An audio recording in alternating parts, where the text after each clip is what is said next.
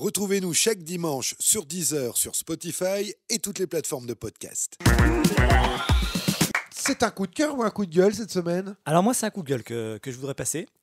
Et un coup de gueule un peu contre moi-même, parce que je vous pose un peu le contexte.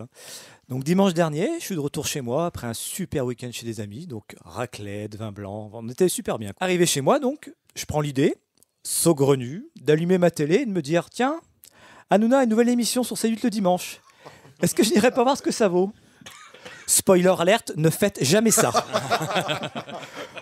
Donc, l'émission s'appelle Face à Hanouna. C'est sensiblement Code TPMP, avec en plus des chroniqueurs comme Laurence Saillet, ex-porte-parole des Républicains, et carrément Julien Audoul, porte-parole actuel du Rassemblement National. Un bon dimanche en famille.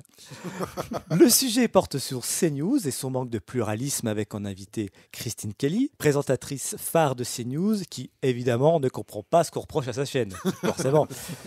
Alors son meilleur argument est quand même, accrochez-vous, Jean-Marie Le Pen était au second tour en 2002 et CNews n'existait pas. Voilà. Et vient ensuite la prise de parole du grand Sachem Hanouna devant tous ses chroniqueurs acquis à sa cause, tel Raël devant ses disciples. Alors lui, il est proche des Français. Et ce que lui rapportent les gens en priorité, c'est l'amour du pays et l'insécurité. On aurait pu penser au pouvoir d'achat, mais non en fait. Il va ensuite annoncer qu'il a appelé Macron pour réclamer que l'Arcom enquête sur France Télévisions. Le gars est en roue libre. A priori, il n'a toujours pas digéré le complément d'enquête sur sa tête. Donc là, autant vous dire qu'après 10 minutes d'émission, j'ai zappé sur TF1, avec comme invité du 20h, Bruno Le Maire. Je me dis, tiens, il va présenter son nouveau bouquin de cul. Eh ben non. Car attention, je vais vous apprendre quelque chose, les amis. Bruno n'est pas qu'un simple écrivain.